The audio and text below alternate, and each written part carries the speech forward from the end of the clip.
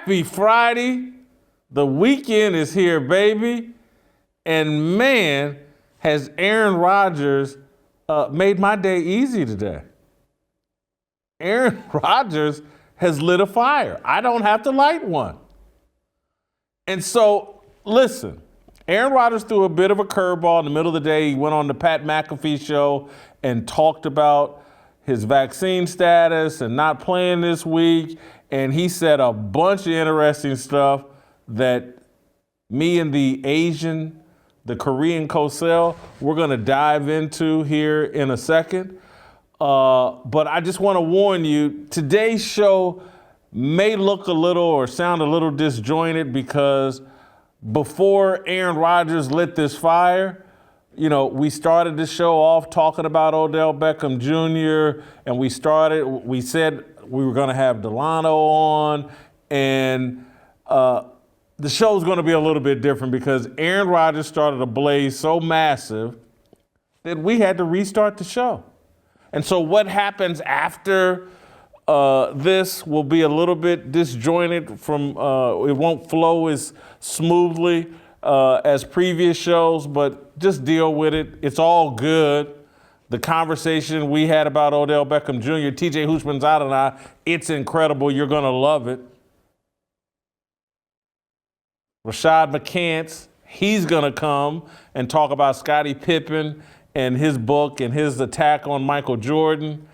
And hopefully, if we don't run out of time, Uncle Jimmy's going to come in and set the record straight on everything we just talked about and give an approval rating on Odell Beckham Jr. But I got to unpack a little bit of what Aaron Rodgers did today and then talk about it with Steve Kim. And I don't know how long it's going to take. Aaron Rodgers said some incredible things, and I was watching it, writing down notes. He called the NFL's protocol rules draconian, said the league's more interested in shaming its players, something I totally agree with. The league just wants to look better to the rest of the world.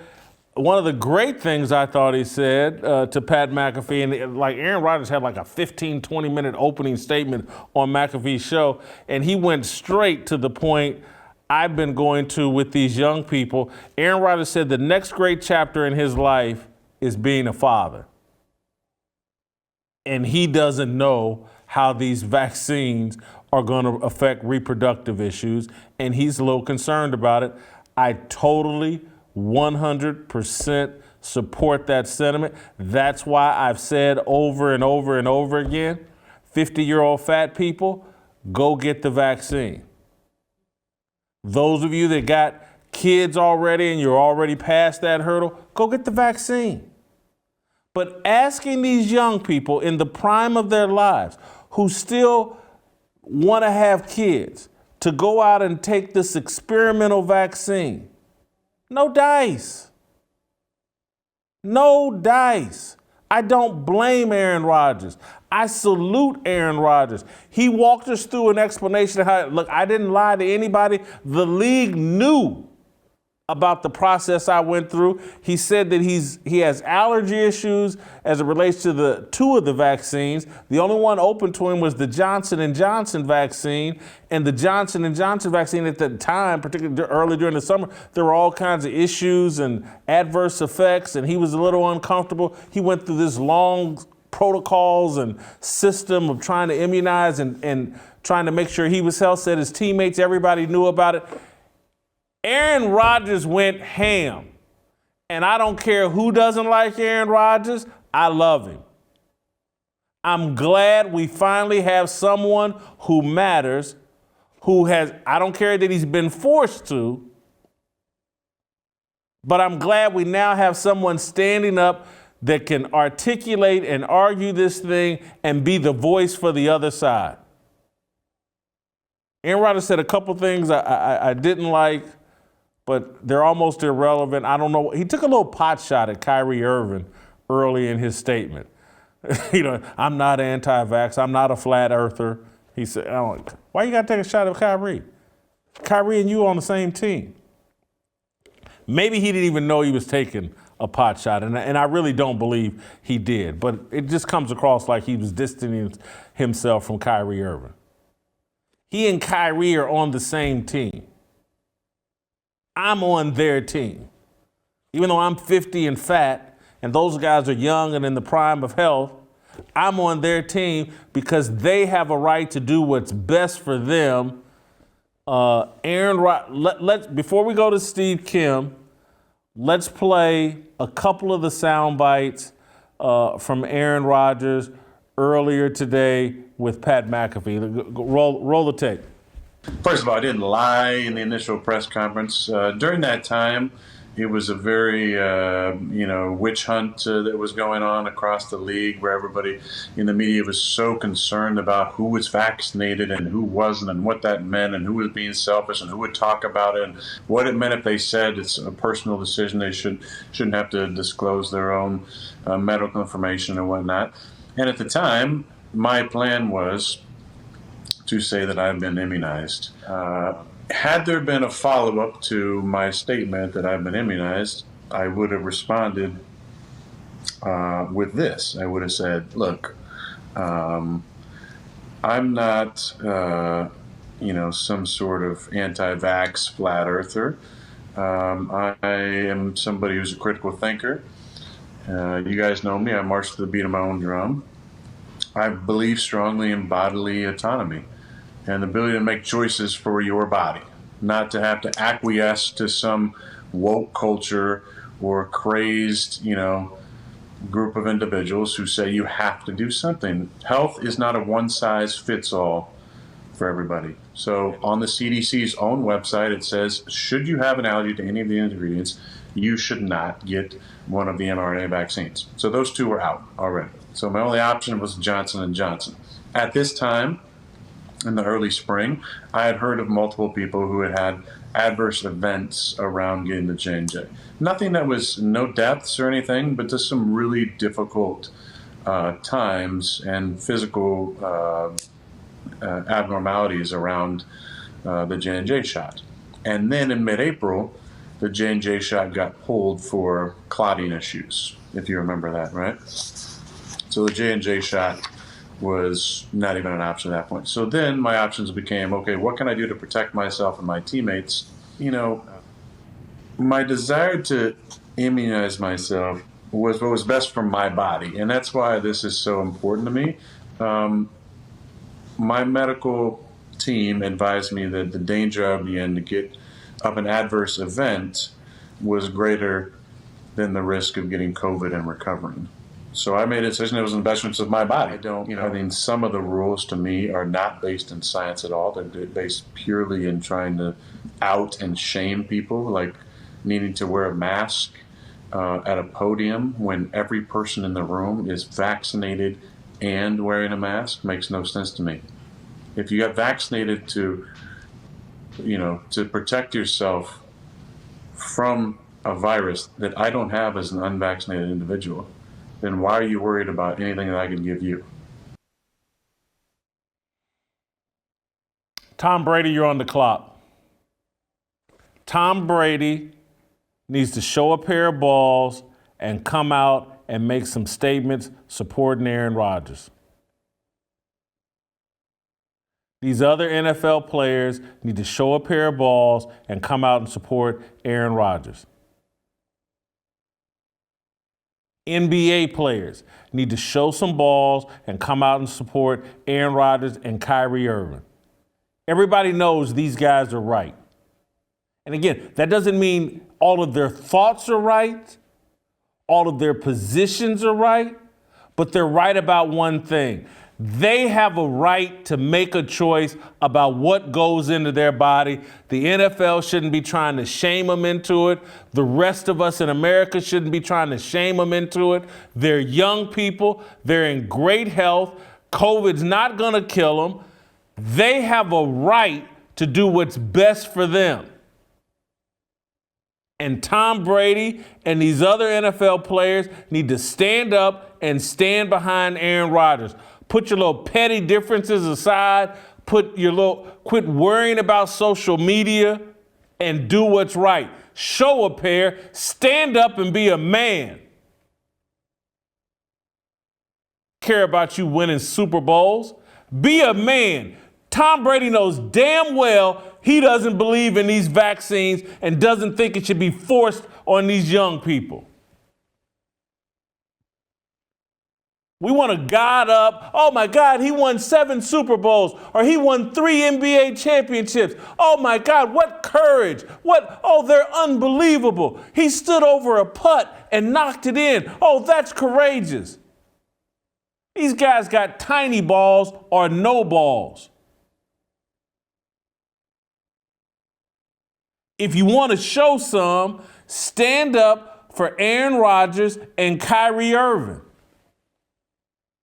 Don't leave America a hot mess for your kids, devoid of the kind of freedoms that all the other generations had. I realize Aaron Rodgers was forced into this. He didn't have any intention of being this guy, but he's here and he showed up like a man today and answered his critics and explained himself. He's not anti-vax. He just doesn't think it's for him. He thinks it's for fat 50-year-old people like me. And he's right. It's an incredible day. I hope people are waking up. We need to all be rallying around Aaron Rodgers, not playing some kind of racial game. Oh, he's white, so I'm not going to support him. Or, oh, only MAGA people get the vaccine. Put all this political BS to the side. Grow a pair. Be a man. Quit wearing, oh my God, Twitter may attack me. Oh, my girlfriend or my baby mama or my wife, she'll get upset because she's in that Democratic cult and she listens to MSNBC and Joy Reid and Rachel Maddow and Chris Hayes and they told her that only bad people don't get the vaccine. Tell your woman to sit her ass down and you're going to be a man about this.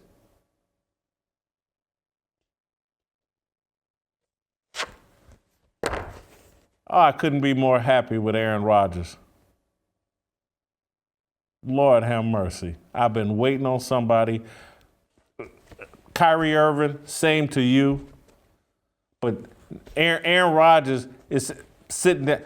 That was a wonderful explanation. And Kyrie, you laid the groundwork for it. I know the man took a little pot shot called, I'm not a flat earther, blah. That's unintentional. He didn't mean that. You laid the groundwork for Aaron Rodgers to stand up. Now these other guys need to follow in behind. Korean Cosell, are you with me? Let's go out to Steve Kim. We got plenty of time because I got a bunch more of this stuff I want to unpack, but I'm so happy with Aaron Rodgers. Lord have mercy. You got to see the entire interview, correct?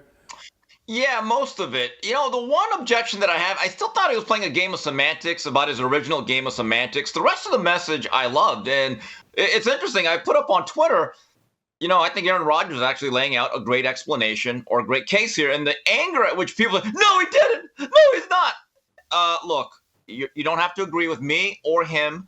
We don't have to agree on everything. But when he said it's basically my body, my choice, my long-term health, my ability to be a father, and also what he termed as the collusion and the coercion, I thought was a really, really great case. I'm really happy that Rodgers cleared up one thing, that the organization and his teammates knew, and that he was not putting them at risk. He was doing everything that was asked of him under this protocol. Life was difficult, but, and this is always a catchphrase, well, you have to live the consequences of not getting vaccinated. Guess what? He was. And I love the fact he said, not wearing a mask at press conferences to me was ridiculous. That if you're vaccinated and you're wearing a mask and I'm getting tested each day negative, why do I need to wear a mask? That's just for optics, and I'm not going to play that game.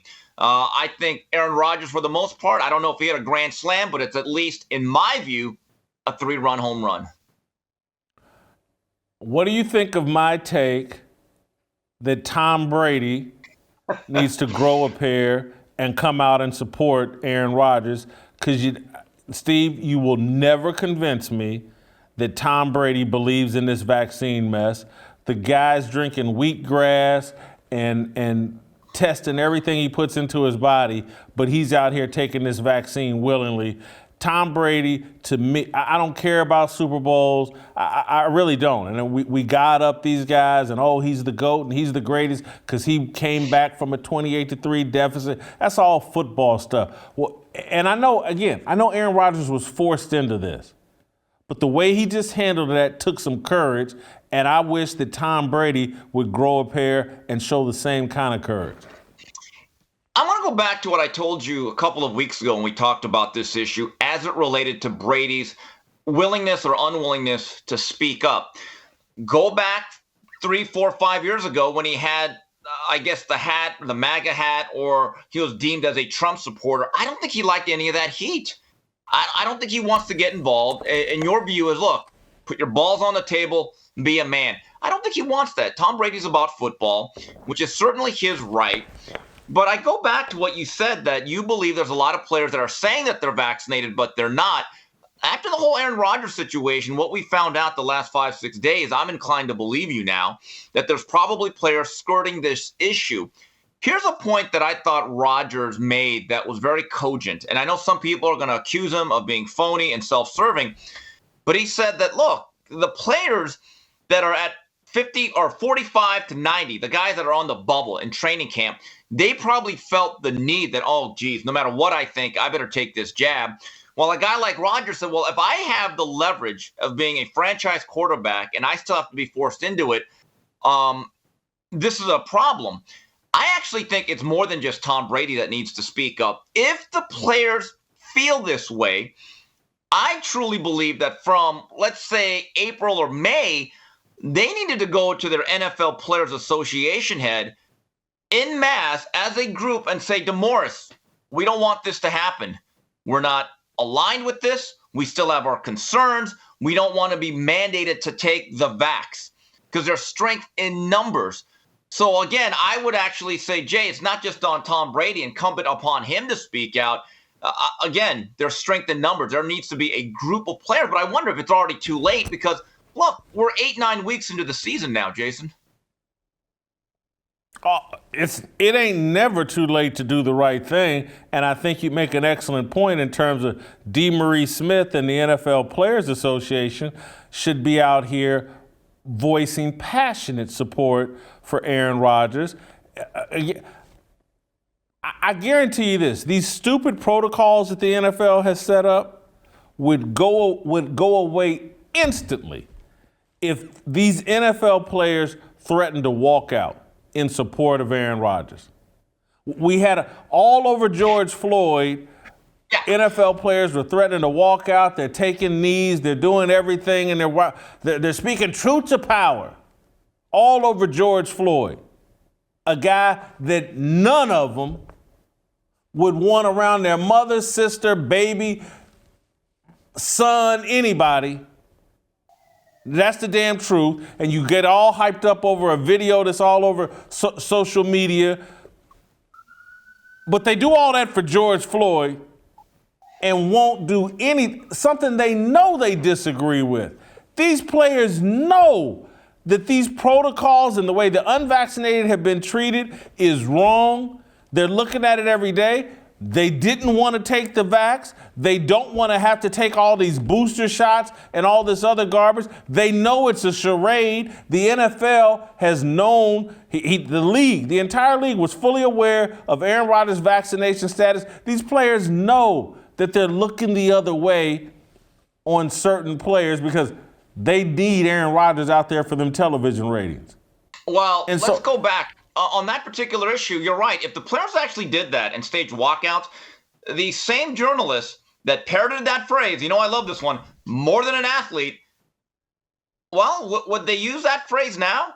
Or would they look at them with the wagged finger? It's interesting seeing some of the NFL media members, I see this on Twitter, basically telling Aaron Rodgers the facts about the whole COVID situation and the vax, and they're saying, well, he's not a doctor. And I'm thinking to myself, you're not an MD either. because for all the anecdotal evidence that's saying there's no risk with the vaccine, Aaron Rodgers actually said he consulted with medical professionals. Here's the other issue I really believe is interesting to me with the way the media has framed football from the beginning. Let's go back to late August, early September, when crowds were let back into football stadiums across the country, from the high school level, certainly the college level, and the National Football League. Certain media members said, oh my God, super spreader events. Looking back now, 2.5 months later, I don't think it's been a super spreader event, any of these events. There hasn't been any really large outbreaks or situations like that where people that go to a big game at the Horseshoe or the Big House, there's been no stories of it, no real evidence that these events have been dangerous to the public who are standing side by side without a mask. And I would be willing to bet many of these people, I don't know the exact percentage, probably are not vaccinated. But that story has now kind of gone by the wayside because there's no value in it. As it relates to those who are so outraged, especially the Packer fans, I've seen a few that say, how could Rodgers do this? What do you mean? You're telling me as a Packer fan you didn't like Aaron Rodgers playing, doing everything he did? I mean, I actually was a little bit surprised when he detailed what he had to go through day to day being a professional athlete right now. He was making sacrifices, but he did not want to participate in the optics. As much as I disagree with him about playing, again, this game of semantics from the beginning, I do respect the fact he was willing to go through the process. And this is where he really got people upset, Jay. I know you're going to bring this up. When he brought up the name of Joe Rogan and said, well, now my good friend Joe Rogan.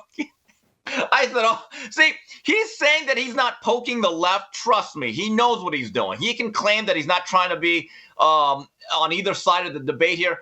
When you bring up Joe Rogan and you bring up the name or the term woke, you're poking the bear. Let's be honest about it. And quite frankly, I love it. I'm going to stay the course as I want to continue to put pressure on Tom Brady. I'll get to Joe Rogan here in a second. Steve, because I'm just thinking this through in real time. If Tom Brady and NFL quarterbacks and or players, if Tom Brady got on the phone with other NFL quarterbacks and arranged, or with NFL players, or DeMaurice Smith got on, you know what? We're going to have a Wednesday walkout. Quarterbacks or all players, we're not practicing on Wednesday until you end these stupid protocols. You don't even have to threaten you don't have to threaten games. Just, hey, you know what? We're not going to practice on Wednesday because we think these protocols and the way you're dividing our players, we think it's wrong. We think all this pressure and trying to shame us into taking a jab is wrong. If they just threaten to miss Wednesday practices, the league would fold in terms of they'd back off of all this pressure they're putting on them. Jason, in my view, that would be a powerful message if you can get the solidarity across the board with all, 1,400 players on these NFL rosters, 32 franchises. And I think you have to get every single player to actually walk out. Okay, and that's been a problem with the NFL. If you look at some of these work stoppages, guys have come in, cross picket lines. They haven't always been the most unified union throughout the years. But I do agree that symbolically, that would be a powerful sign. But here's the question I have for you, though, Jason. Let's say they do that on a Wednesday. They all walk out en masse, and they miss an important day of practice. And the owners say, okay, we've heard your concerns, but we still have to play the game. Or you're going to all be docked checks, which is big. This is what they do for a living. They don't get paid the rest of the year, okay? So let's say they go through with that game that week, but then nothing changes. Then at that point, Jason, is it incumbent upon the players just to flat out say, okay, we're not playing? I mean, where does it go after a practice walkout? You know what? You just say, we got Wednesdays off, bro. That's just one more less day of wear and tear on my body. We got Wednesdays off. Wednesdays are walk-off days.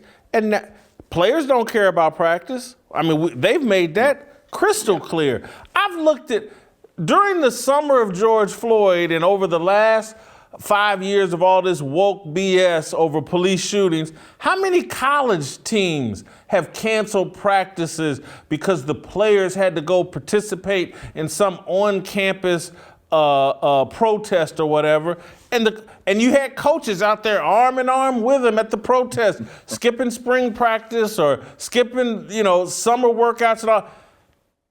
NFL players love an excuse not to practice. They think practice is overrated. It ain't that much of a sacrifice for them to say, you know what, we're taking Wednesdays off for the rest of the year. And you know what? The damn coaches most of them would probably support it because they don't believe in this vaccine BS either. You're right. Somebody has to rally and put some pressure on the league. You can't let Roger Goodell and Troy Vincent and these people that keep sticking their finger in the air and seeing which way Joe Biden's blowing the wind, you can't let them continue to run your league. And that's what's been going on. The whole damn league has turned woke, and anything that they think the left or the power promotes, they hop on board with. These players, they have an opportunity here. Aaron Rodgers is a great spokesman for him. He ain't scared, not at this point. He's been forced out to fight this fight, and these guys need to join him and support him. It's a great opportunity to push back. It is, but look, a lot of these guys, look, as courageous as they are to play the game of football, they're not very courageous in a lot of other ways. And I would guarantee there's a lot of players that were uneasy with the George Floyd BLM protest that they did, whether they were black or white, but they had to go on with the mob. Now, these guys, there's a very short window for their careers. There's an economic reality. They only garner paychecks, I believe, during the 4 months of the season. I think they're afraid of losing out money, which, quite frankly, I get it. Not everyone is at the Aaron Rodgers level where you've amassed hundreds of millions of dollars and you're going to have options outside the game of football. We have to be honest about this, Jay. As courageous and as ballsy a stand as Aaron Rodgers is taking, and I give him a lot of credit for it, he's a franchise quarterback. He's part of that elite class that actually is, for lack of a better word, immunized from the mob mentality. He could speak out. I mean, think about it. How many other players can go on a popular show like Pat McAfee and just call him up and say, Pat, I need about 30 minutes to get my word out? Doesn't have to call a press conference, doesn't have to deal with NFL beat reporters, doesn't have to deal with any of that. He could literally just say, you know what, I need a megaphone. Hey, Mac, get me on the show. I got something to say. And literally say what he wants to say. Nobody else really has that freedom. And I think that's the problem, though, Jay. Oh, you're so wrong. What do you mean, Jay? You really believe that a third-string long snapper is going to have the guts and has the leverage of a franchise quarterback? They're we not. Have to be honest.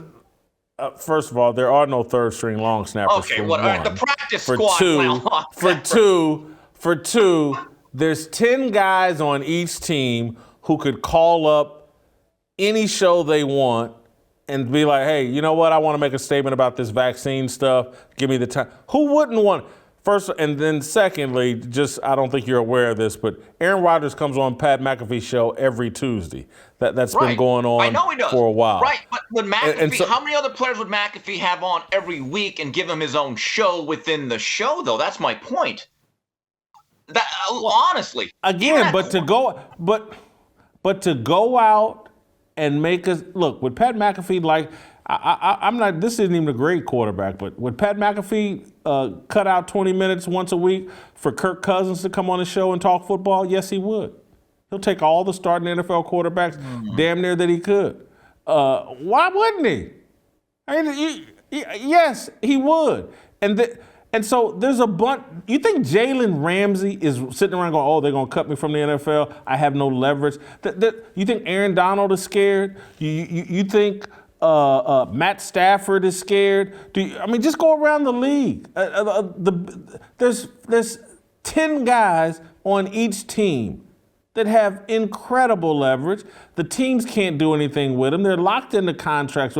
And you know damn well who is Tom Brady afraid? He ain't afraid of Bill Belichick. You think he's scared of anything? Tom Brady can say, do whatever the hell he wants. Lamar Jackson. Unvaccinated. He can say, do whatever he wants. Patrick Mahomes. These guys all stick their finger in there. Oh, what's Twitter saying? Oh, that's right. I'm Black Lives Matter because Twitter says I'm Black Lives Matter. That's what they do. They're a bunch of cowards. And I'm saying, be a real man. Take a chance. Take a risk. Stand up for something you truly believe in. And again, I like Patrick Mahomes. He's the quarterback of my football team. But when this dude starts running around acting like he's Black Lives Matter, get out of here. Stop it. Well, Jay, I think we agree. Like you said, these guys aren't very courageous. They're going to go with the mob mentality because it's easy for them. Most of these guys, to their credit, I want to give them a break. They're not here to be activists. They're not here to rock the boat. Aaron Rodgers is a different, quirky, temperamental guy. I'm not asking him to be activists. Steve, I'm asking them to do what's in their own best interest. Do what they actually believed in. It would be like me. If they started shutting down McDonald's all over the country, I would stand up and say something because it's in my best interest too. And so these guys are being forced, this vaccine's being forced down. Do we have the clip of Aaron Rodgers talking about being a father? I think we had that clip. The next great chapter in my life, I believe, is being a father. And it's something that I care about a lot. And to my knowledge, there's been zero long-term studies around sterility or fertility issues around the vaccines. So that was definitely something that I was worried about.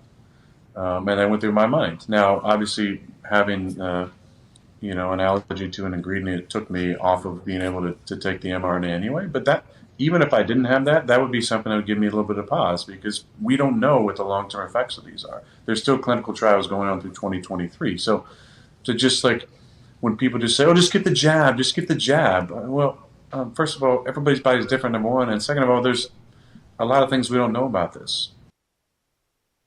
So this is my point, Steve. I think he makes a great argument here. I think this is a legitimate concern. I've been saying this from day one. I don't care that I'm not a doctor. I don't care that I'm fat. I don't care about any of that.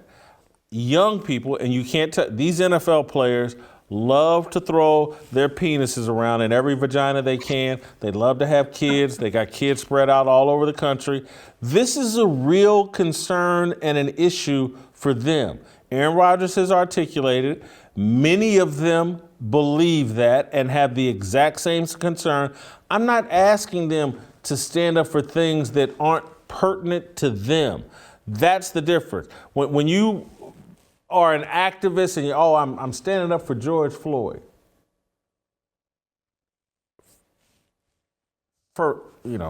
Miss me with that bull. But when you're talking about standing up for your seed and protecting your seed, potentially, because this is a legitimate concern that people have. I've talked to women about it. That's their concern about reproductive health. And it's a legitimate concern for men as well, because we just don't know. Here's a man smart enough, wise enough, willing to say, you know what, when this football thing's over, I want to be a great father. And I've waited and been patient about, it sounds like I'm going to start a family after football's over. Or, I think, didn't he just marry some girl? And I'm sure they're talking about having kids. It's a legitimate, and so I'm asking the players to do what's in their own self-interest. They're young. COVID isn't a threat to them. But Jay, they also grew up in the social media era, and you pointed this out, they are a slave to likes, retweet, and positive attention. I actually think it's interesting that when I tweet today, I kind of like what Rodgers is saying, the visceral anger that you get. No, he's not. And I almost feel like telling some of these people that I've known for years, stop whining. It's unbecoming. But a lot of these players, they want positive affirmation and nothing else. I mean, I read somewhere where Cole Beasley, who did not get the vax, he just flat out shut down his Twitter account because he didn't like all the attention or the negative feedback. And so you're right. Do these guys lack some fortitude, or another word, guts? Yeah. I don't know what to say. I want to give Rodgers credit for making a stand and speaking out and clearing the issue on his end. As for the other thousands of players are out there that may agree with them. You're right, Jason. They lack guts. I don't know what else to really say about that. No, they like balls. You could say that. Listen, I want to. We got the clip. He finally talked about like the third rail of all this, diet and exercise. Do we have that clip? I think it's number 7. I would love. He finally talked about the fact that diet and exercise is something we should be prescribing for people, and it's the most obvious thing in the world. Here's Aaron Rodgers talking about why fat people like me need to look at our diet and exercise. Has any member of the health staff this entire time got up and actually talked about real health? Have they talked about exercise, a healthy diet, like eating real food, drinking water, taking vitamins, vitamin D deficiency and what that causes in the body? No, there hasn't been any of that. I'm going to critically think about what's best for my own health. I'm not judging anybody else. I'm not saying you shouldn't do this or you shouldn't do that. But I'm making a decision that's based on what's best for me and my own health. And for me, it was a no-brainer. And he's 1,000% right. And these are the kind of conversations we should be having. And this is why I think what he's doing is so important and so brave and so necessary, because no one else in corporate media, sports media, no one else has the ball. How do you think, and we'll know by the time this airs, but how do you think ESPN is going to react here? You think they're going to demonize Aaron Rodgers? Is he going to be public enemy number 1 on ESPN? As I like to say, is the Pope Catholic? Of course he is. That's already been the framing of the situation from various members of the media. Going back to what Rodgers said about exercise and health, there's a guy that I follow on Twitter that's been very much on the other side of the argument, is Zuby. He's a musician from the UK, and he says it all the time. Your number one health care is the work and effort you put into your body, working out, diet, exercise, nutrition. I try to work out as much as possible. It makes me feel good. And again, I am someone that had COVID back in February for about 10 days. But there's other things you could do, like you have to take a lot of water, because that's just good for you in general. I take ZMA every single night along with vitamin D3. And I feel as though I've done the best that I can do to do my part. But we live in a culture where there is no self-responsibility. And that message alone is not going to resonate with people who want to be bailed out by someone else, and there is no accountability. And the last I checked, Jay, and I could be wrong, and if I am, someone please correct me. But for people under the age of 45 or anyone in their prime, is this virus still not having an over 99% survival rate? That's the thing that really. And then the other thing is, let's go all the way back to when all of this started to happen in March of 2020. Because I remember having to report on this as a couple of fight cards got shut down. We were just here to flatten the curve for about 2 weeks. Then it became, hopefully we'll revisit this in the summer. Maybe you'll have your 4th of July. And then it became, you need the vaccine. Well, you need 2 shots. Now you need 3 shots. Now you need 4 shots. Well, now you need the booster. And Aaron Rodgers made a good point. So wait, where does this end? Where does this long, slippery slope end? Last point here that I want to make on this, that I told you yesterday, Jay, we had a private conversation. We had to discuss a few things. Around LA, whether it's in Montebello, East LA, or even Koreatown, there are various tents being set up with people, and they have signs that say Delta variant testing station. Okay, and I've seen these for about a month now. Jay, you know one thing all these places have in common, these set-up tents? There's nobody there getting tested. That's the funniest thing. There's actually nobody. It's almost like they're giving away, hey, you want your tax audited? It's almost like they're giving away herpes. And I am not saying that and this is where I think Aaron's words will be completely misconstrued. He's saying if you have comorbidities, if you have some other issues, or if you're of a certain age, get the doggone vaccine. That's for you. But for me, in my situation, I'm not. doesn't everyone have that basic right? And that's what I find so offensive about a lot of these media members wagging their finger, trying to play so authoritatively with someone else's life. Steve, I want you to sit tight. I want to tell our viewers what they need to do. They need to go to youtube.com/Jason Whitlock, hit that likes button, hit the subscribe button, hit the notifications. We're not done with this conversation, but that's the first thing I need you to do. Then here in Nashville, I need Uncle Jimmy to come into the studio. He's our COVID survivor. While we wait for Uncle Jimmy to get in here, because we're going to let him talk about this stuff going on with Aaron Rodgers, I'm going to tell you about my best friends and good friends at Good Ranchers. Our friends over at Good Ranchers can and will deliver the best and better than organic chicken. Their grass-fed and grain-finished beef is better than anything you've tried before. You can have their T-bones, fillets, strips, gourmet burgers, and more, all shipped directly to your home. All of this comes at half the price of their online competitors. You get the steakhouse quality you deserve at a price every family can afford. Don't bring mystery meats shipped from overseas into your home.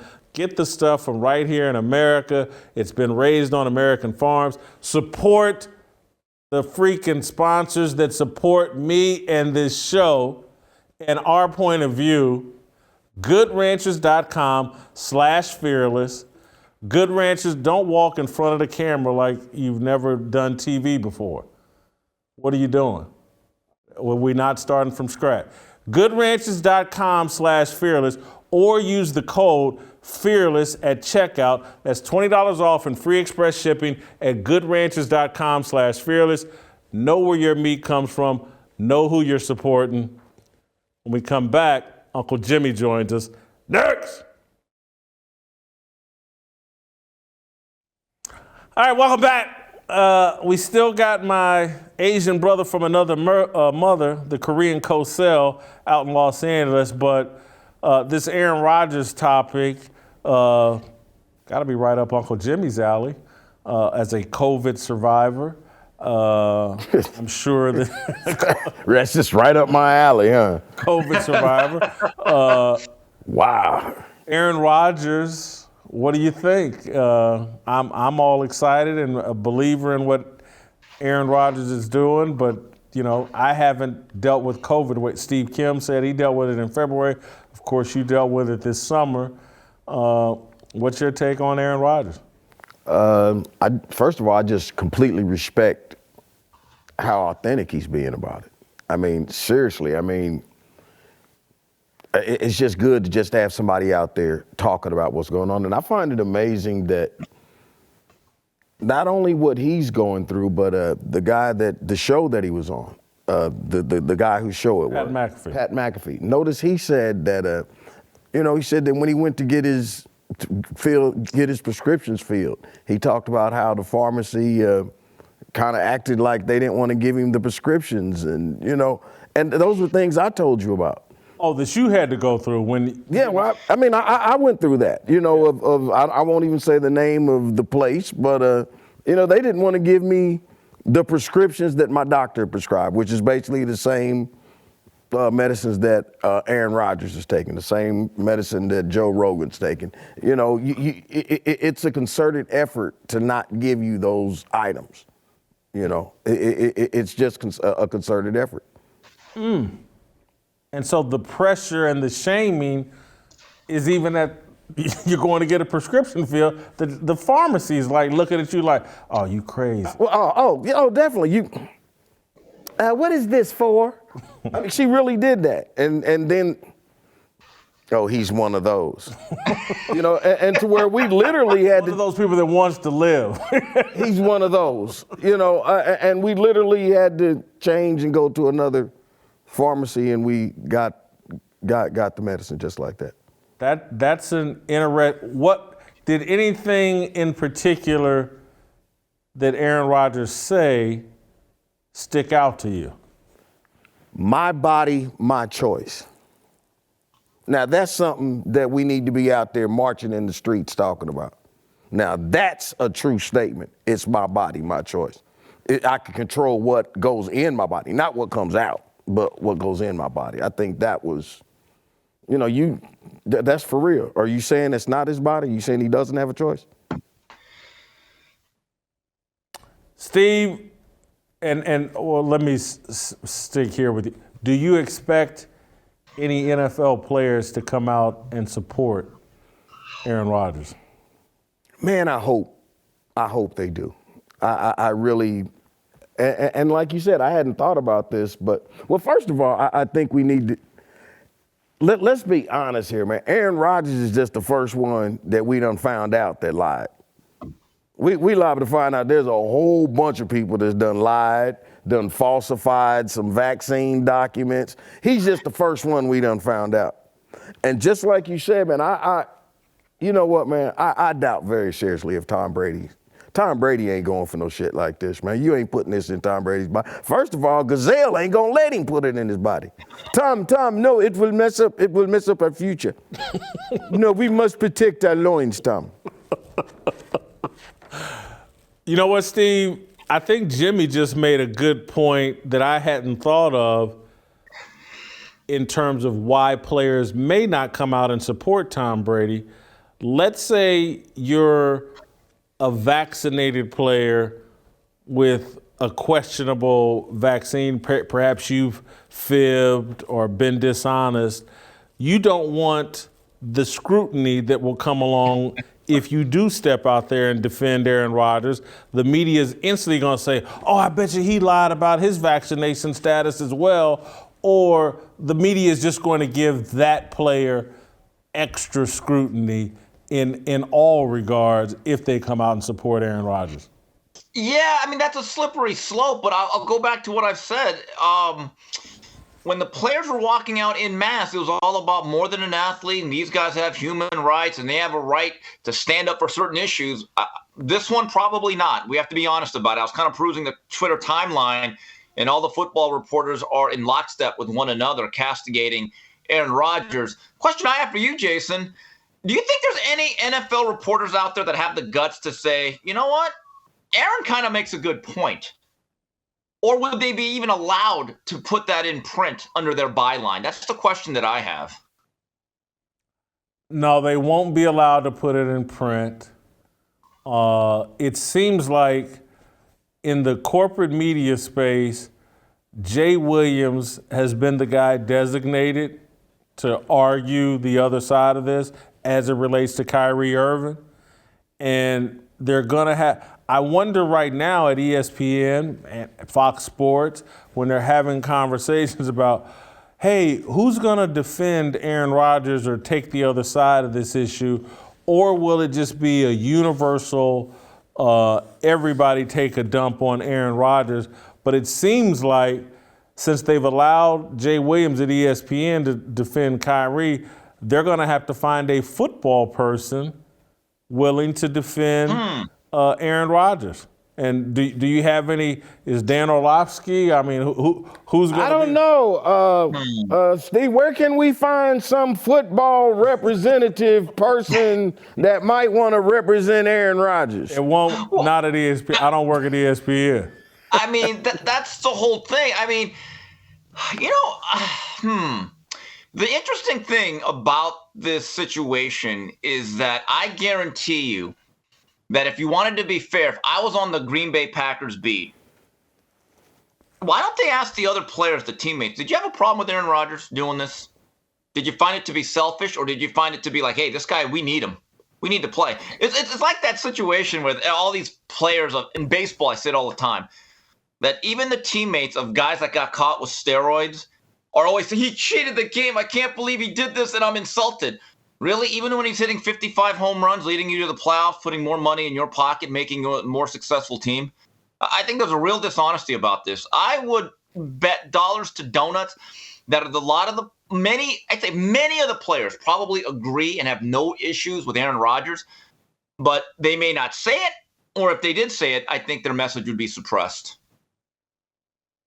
He admitted that the players knew his status. Yes. He admitted. He said that he knew 2 months ago this was coming. So this is no secret to anybody. Everybody in that locker room knew exactly what was going on with Aaron, and they had no problem with it. And that's because I think all of them disagree with the way the NFL has handled this. I think all of them think the protocols are BS. I'm literally getting a text in real time from one of my best NFL sources. Jeff George? No, currently involved in the NFL, and they're celebrating Aaron Rodgers and just this. Look, if Aaron Rodgers had come out at the beginning of this whole thing may have been different. But I go back to I want these players, man, rally around Aaron Rodgers, please. I want to make this direct appeal, and we're gonna end talking about Aaron Rodgers. I'm gonna let you go, Steve. Thank you so much, Uncle Jimmy. Great job. I just want to make this direct appeal to NFL players. You have a chance to make a difference and actually do something that you truly believe in. It won't be phony. It won't be because Twitter told you to do so.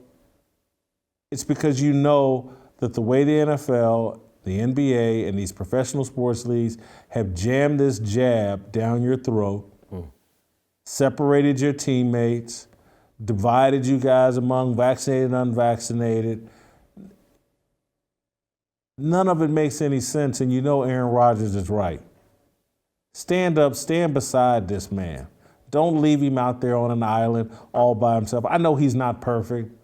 I know that, who cares if he's narcissistic or, some of his former teammates didn't like him. In this instance, he's taking a bullet and speaking out for not just himself, but for others. And you need to stand with him. Break the chains of this social media thing driving all of your thoughts. Don't be a coward. Be a man. Do something you actually believe in. I know Twitter has made you believe that George Floyd was your best friend and he was the perfect guy to babysit your kids. And oh my God, if Derek Chauvin hadn't kneeled on him, you and George Floyd would be drinking Hennessy and smoking a blunt right now. But move into reality. Aaron Rodgers, that's your peer, that's your colleague. That's someone you can relate to. Were you out passing counterfeit bills? Are you hyped up on fentanyl constantly?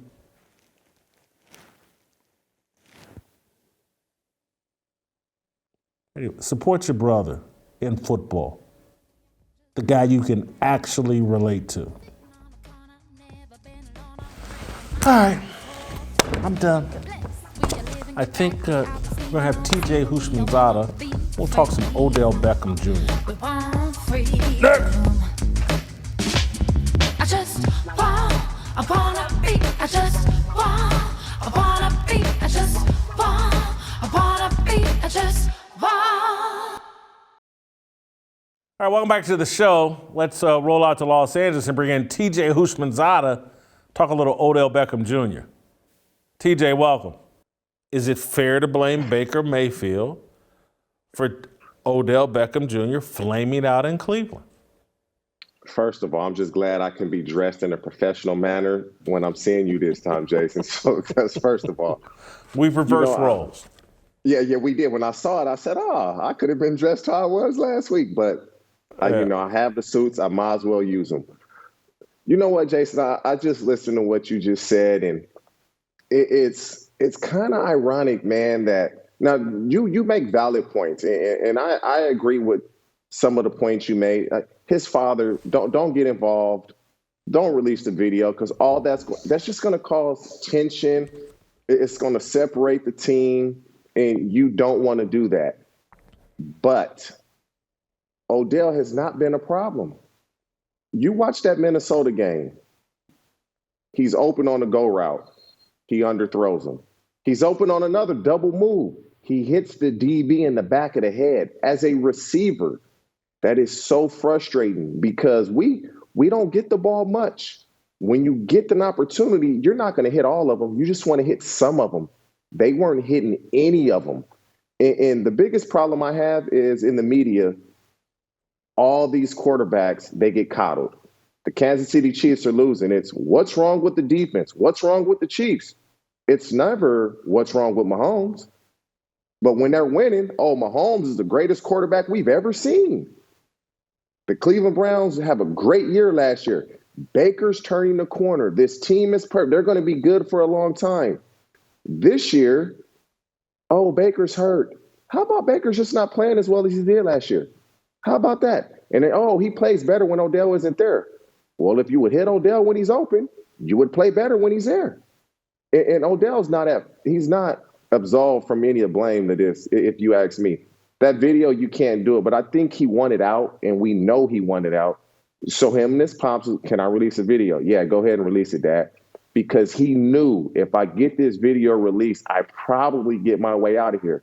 And when you do that, Jason, wherever he lands, he better land and be ready to play football at a high level, else we won't be seeing Odell Beckham in the NFL any longer. TJ, do you think the Browns could release a video, and particularly because that was multiple games of video they put out. Could they not put out a video of Odell not being where he's supposed to be at certain points during the game? Oh, here's Baker looking for Odell, but Odell has run the wrong route, or he didn't get into his cut soon enough. You can, if you're going to put a collection of bloopers together of any NFL player, you could take one of the greatest, Anthony Munoz or whatever, and you got the whole season or 8 games to work with. Oh, here's Anthony Munoz missing this block or stepping with the wrong foot here. They could do the exact same thing to Odell that Odell and his dad did to Baker Mayfield, no? Absolutely they can. Now, I will say this, and this is going for experience for myself. When I played, Jason, to be honest with you, man, I probably ran the wrong route once or twice in my entire career. And that was just a brain fart. You're running a route, you're like, oh my God, what am I thinking? And so I'll go out on a limb and say, running the wrong route, that doesn't happen often. Where they can get them is drop balls, not getting open when he is looking in your direction, not getting that crucial block in the run game. They can do that. And we all have had bad games, and we're going to continue to have bad games. We all drop balls. We're going to continue to drop balls. But the mental mistakes, those don't happen often. But can the Browns release the tape and video of him doing it? Absolutely. No question. Very easy.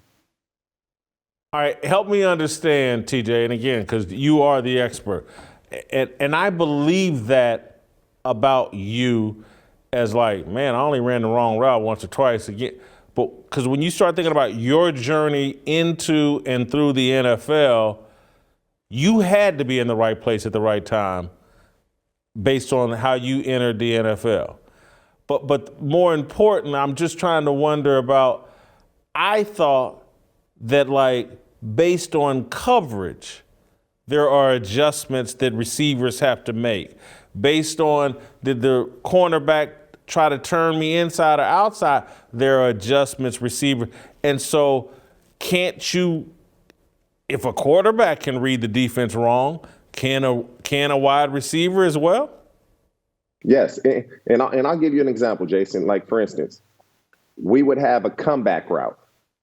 Comeback route for anybody that doesn't really understand football. The receiver runs 15 to 18 yards, and you turn outside. If they play a too high shell, cover 2, so they can play too high and it be cover 4, you still run your comeback. But if it's cover 2, that turns into a corner. We call that a take 2 corner. So you stem release inside, get vertical about 14, and you go to the corner. You can be confused with that, but if you really understand defense and what a team does game planning, you're going to see it right away. The corner will give it away. The safety will give it away. Those do happen, or you might have a mandatory outside release because the guy inside of you is running an out route. It's cover 2. You want to widen that hole, so you got to get outside. If you come inside, that guy can get blown up, or it can be an interception. So those type of things do happen. But I'll be honest, like, it'd be hard pressed to find guys that make mistakes doing that. It's hard. And the way football is now, Jason, from when I played, is I don't know if teams are doing those routes anymore to where the receiver really has to read coverage and think, and if they play this, I run that type of thing. I don't know if they're doing that any longer. There's all this speculation. Oh, should Odell go to the Patriots? Oh, I saw Chris Collinsworth said that Odell and Aaron Rodgers, match made in heaven. They should, go all in Green Bay.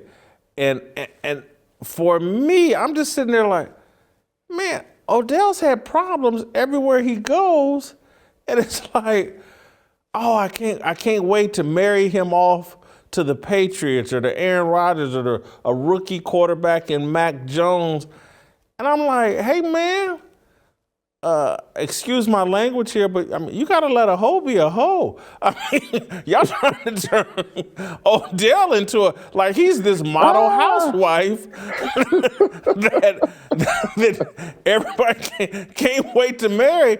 I just don't see it like, if I'm the Patriots, I don't know if I put Odell with Mac Jones. That seems kind of high risk. I wouldn't do that, Jason. And I'll give you what I believe are the best landing spots for OBJ.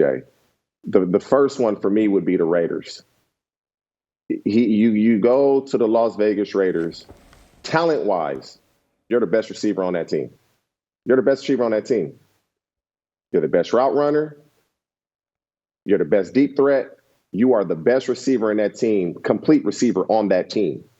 And so, to me, that's where you should look to go. And Derek Carr is balling, and they're having a good year. They've had some tragedy recently, and they had the mess with Gruden earlier in the year. And so that would be my first team. My second team would be the Packers. But the problem is, you got to understand, Devontae Adams is the lead dog, and after that, you got a great quarterback in Aaron Rodgers. He's going to get you the ball. But do you want to go be behind Devontae? And then my third one would be the Kansas City Chiefs.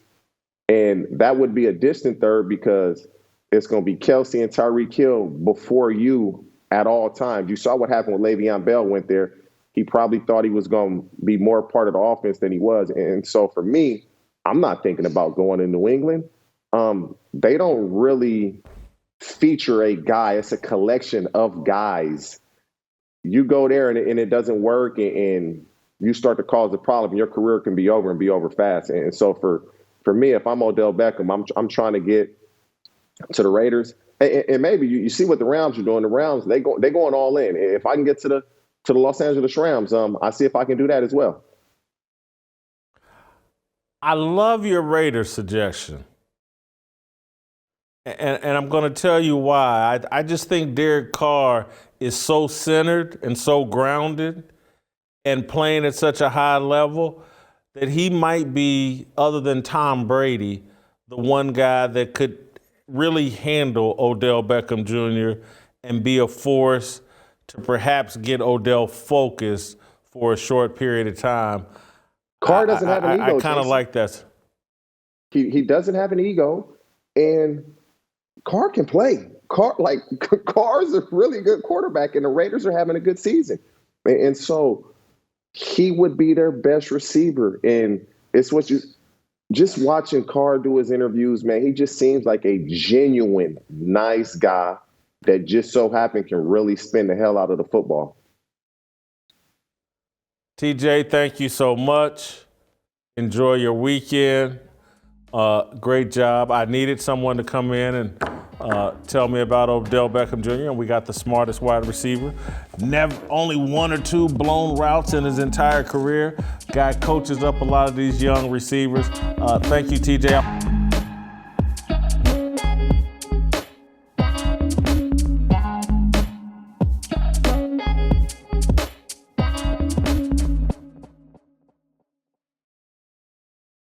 All right, let's keep the sports conversation rolling. Let's go out to Las Vegas and bring in our newest soldier, Rashad McCants, former North Carolina Tar Heel, former Minnesota Timberwolf, the 14th pick in the draft overall in the NBA. Rashad, welcome back. You did an amazing job yesterday with the Phoenix Suns conversation, Robert Sarver. That thing is still playing out. I just want to, you had an interesting theory about what's might really be going on, but I just want to see, having another 24 hours to think about it, or maybe having talked to some other players around the NBA or whatever. You have any new thoughts about Robert Sarver and Earl Watson and the Phoenix Suns, and whether the ownership is racist, even though the guy's got a black general manager and a black head coach? You have any additional thoughts on that situation? The temperature check around there is a little uncomfortable right now. I think that with guys like Chris Paul and Devin Booker trying to do their job as efficiently as possible, getting them back, DeAndre Ayton being pulled into the scenario, and all these guys didn't want none of that. So it's uncomfortable, not only there, but with the owner.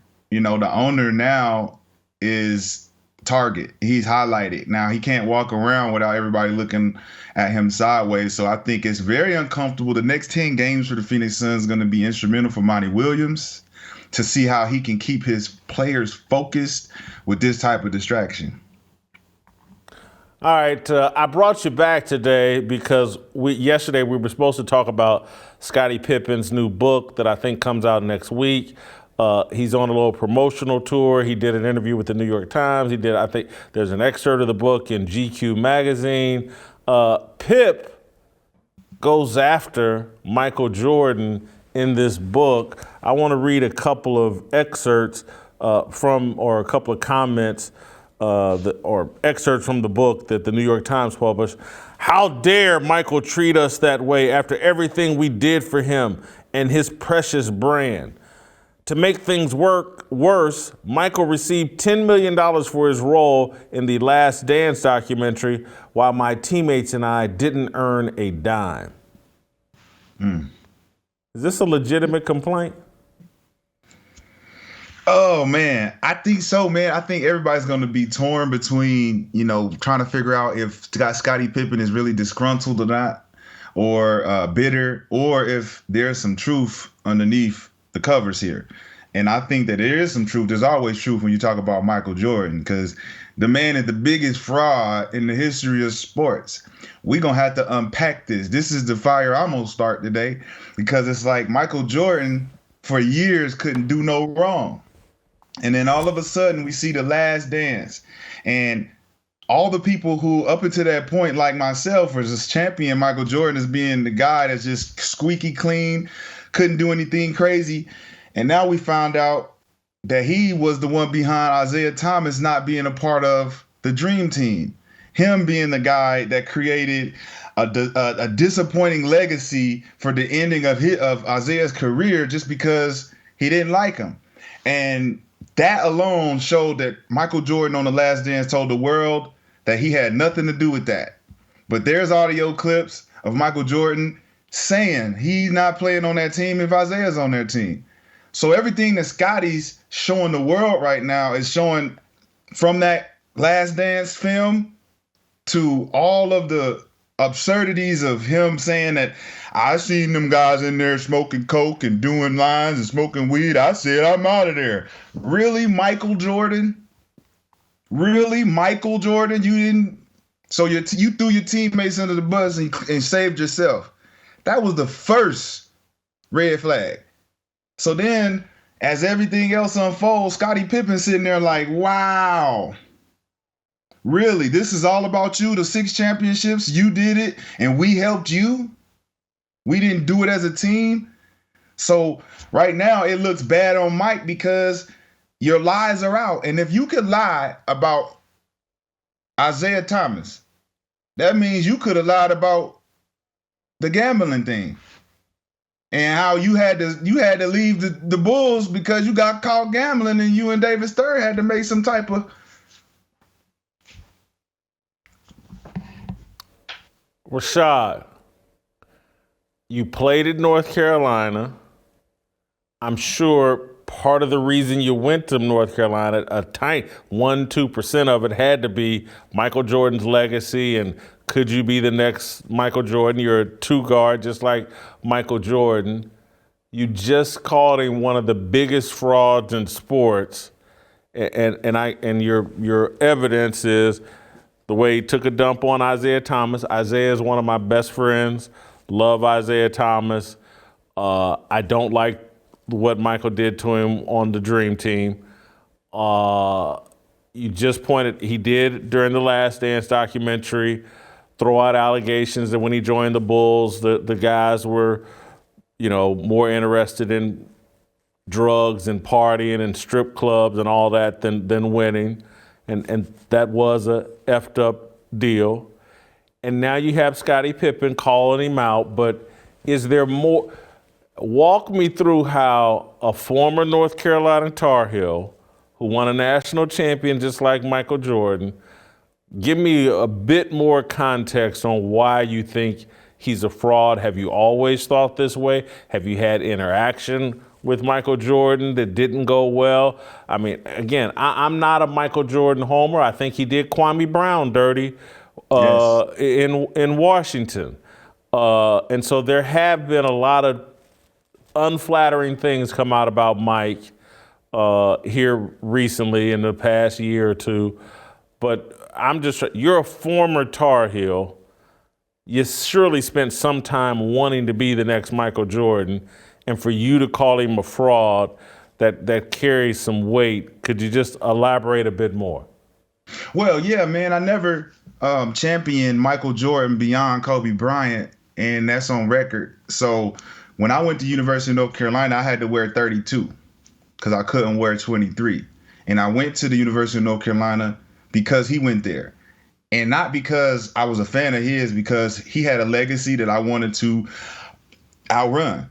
And if he would have went to Michigan State, I'd have went to Michigan State. It didn't matter. It was about who was champion the best at the time. Mike was the best. When I got to North Carolina, he was the Jesus and I became the Antichrist. So immediately there was him and me. So I started to see the dynamic of who he was, as far as how the people loved him was so dynamic, but it was certain things about him that was being said that made sense when it came to how he treated Kwame. And if we all watch that is unbelievable how you would do someone that you brought out of high school and ridicule him to that point where 20 years down the line, he got to really kind of pull out his black book and start assassinating guys because it started with Michael Jordan. And no one's putting the blame on Mike for that. Like that was a really bad situation for Kwame. But also when you show Mike being the owner and how he really handled that situation with the Wizards, it's difficult, And I'm looking at the situation with Scottie now, and I'm like, wow, if Scottie Pippen can feel this way, we never had a relationship. It ain't never been cool with me and Mike. Like, dang, Scottie Pippen and Michael Jordan never was friends, Batman and Robin. So there's got to be some type of fraudulent claim here because Kobe Bryant is the greatest. He ain't no fraud. He did it the right way.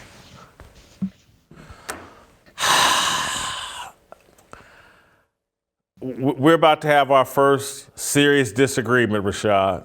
You got to cut it out. Michael Jordan never played with Shaquille O'Neal. If Mike had played with Shaquille O'Neal, Mike would probably have 12 banners. He never played without Scottie Pippen, man, and won. We had this discussion already. Look, man. I'm not trying to knock Kobe, but y'all need to cut it out and try to act like Kobe is in any way better than Michael Jordan. That's better. How? Better. That's like saying Burger King is better than McDonald's. Burger King is a nice little fast food joint, but it ain't McDonald's. It depends on what sandwich you get. It depends on what sandwich you get. We comparing apples to oranges. I'm telling you right now, when we talk about this, Kobe Bryant doesn't have the fraudulent character that Michael. That's what Stop it. It's the Stop fraudulent. it. I'm telling you, man. Stop. If you say no to Michael Jordan, you're going to be outcast. Kobe Bryant and the latter showed that he was a great teammate and that Paul Gasol would never say anything bad about Kobe Bryant. Paul Gasol is Scottie Pippen.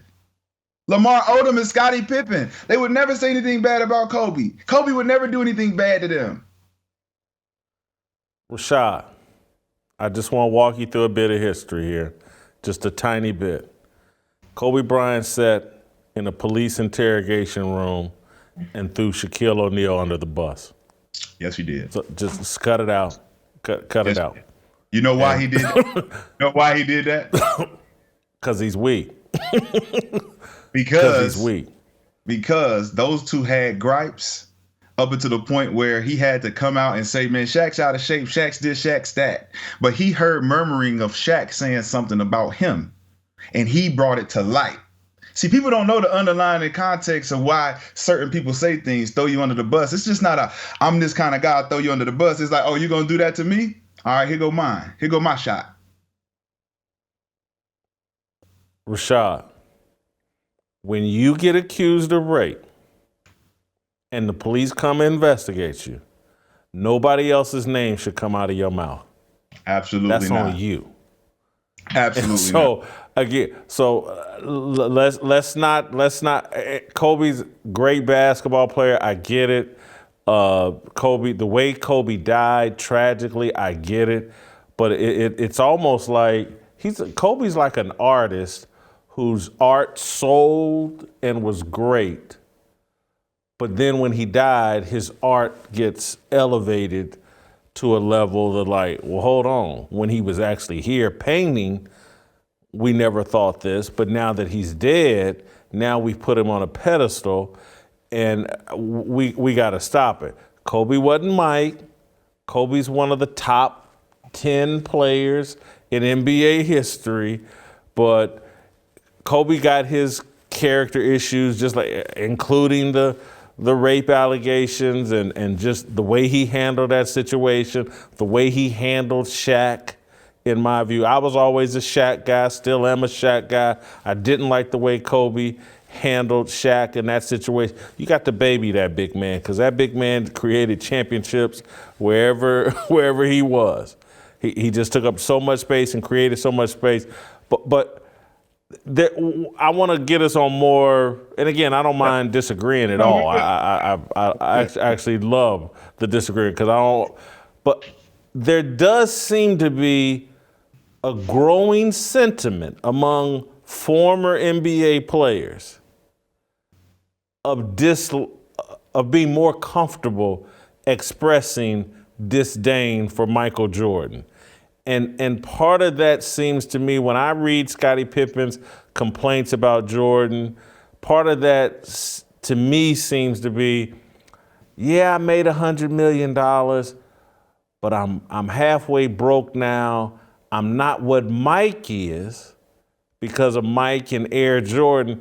Part of it just sounds like jealousy, and it's like Mike's been on top for so long, and then he reasserted himself on top with the Last Dance documentary and made everybody, a whole new generation, bow down to him. Some of this sounds like haterade. Mm-hmm. And it could, because you could take that. Everybody can take the haterade and quench their thirst. And yet, you still have to understand that there's the other side of the coin. Everybody takes the surface information and runs with it. Scottie Pippen was there. Steve Kerr was there. Horace Grant was there. Everybody else is on that. Even like you look at Charles Barkley and all these guys that will corroborate Michael Jordan being a great guy, he's this and that. They didn't play with Mike. They didn't have to be around that dude all the time for 6 years. And so Scottie got stories. Scottie's got a lot of things that's like, man, that's unacceptable the way you talking to these guys. We need to bring our guys up. You tearing them down. So when Scottie said, when Mike was gone, man, we could have won the chip. we could have did it because Scottie Pippen was the first Kawhi Leonard. People don't understand Kawhi Leonard went to Toronto to win without the Spurs. And so when he did that, that was what Scottie would have done if he'd had another year without Mike.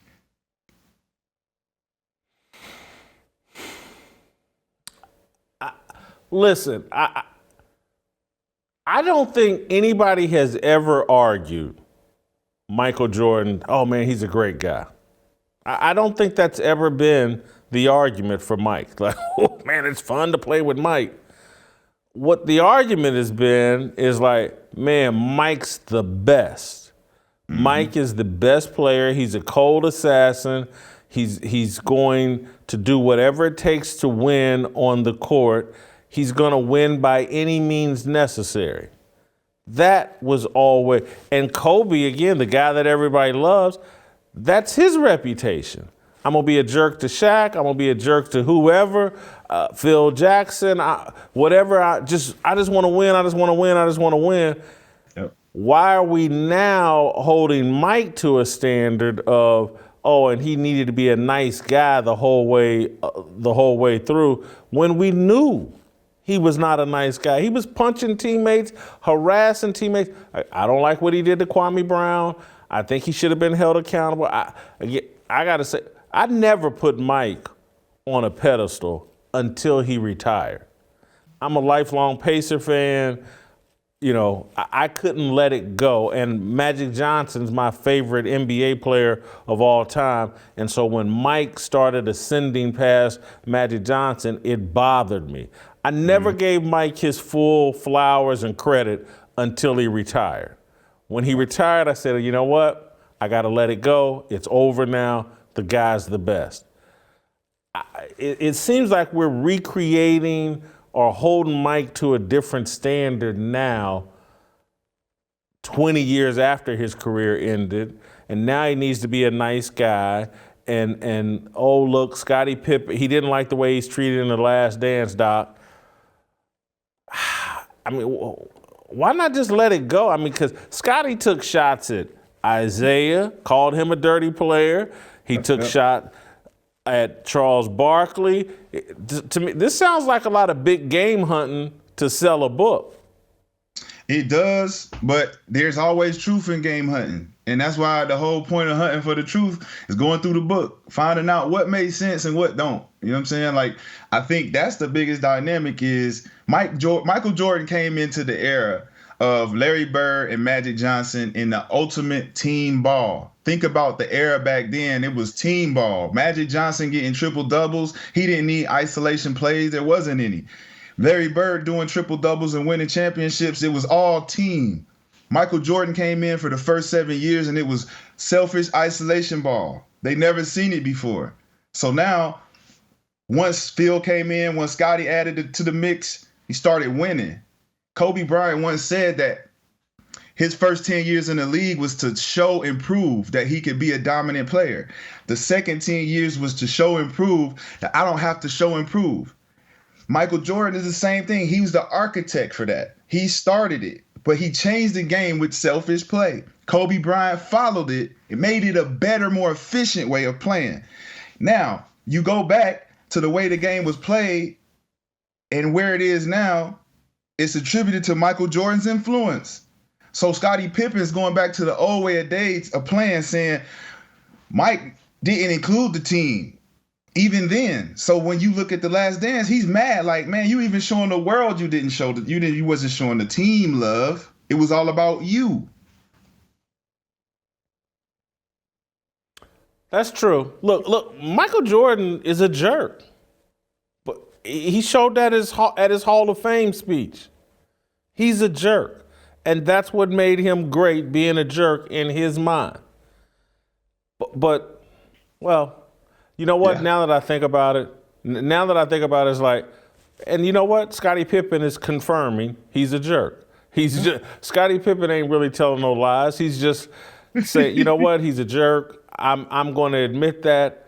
I'm going to join the chorus of people that are exposing Michael Jordan as a jerk, and maybe people like myself need to sit back and reassess. What does that say about Mike? And does it diminish Mike now that we have to fully accept, man, this dude was a jerk. People didn't like playing for him, playing for him and with him. What does that say about him? Think about Bill Russell, bro. Think about all the people we put him in front of that were champion teammates. They were the best. And we put Mike above all these people who cared more about the team than their own self. They sacrificed that. That's what I grew up on the game about. It was sacrifice of self to show that the team is more important. And it took me a while to buy into that when I was at Carolina, because I wanted to show I was dominant. I took the Kobe Mike approach. But later on, which I give Roy Williams credit, he helped me understand how to buy into the team. And in my last year, I sacrificed being the star to be a team champion. And that's what it's about. That's what basketball and sports is about. We are watching sports today under the influence of Michael Jordan and the predecessor Kobe Bryant of all isolation ball, me, no team. And then we go into the Celtics situation, which is a great segue of looking at it like, man, you guys need to pass the damn ball. This is a team. Rashad, I got to let you go. This was good, though. I liked that we disagreed. I wasn't expecting that. Yes, sir. Enjoy your weekend. My man. YouTube.com/Jason Whitlock. Hit that subscribe, hit that notification. Get those likes up. Join the Fearless Army. Looking for a breakout, feeling like a standoff, nothing in life like freedom. Came like a fighter, striking like a ladder, making all these moves for freedom. I want freedom. No negotiation, my sister, no relation. We all just wanna have freedom. Sitting on the corner, never been alone. I'm breaking my back for freedom. Blessed, we are living, get back. We are receiving, all deceiving. We all wanna be free. We want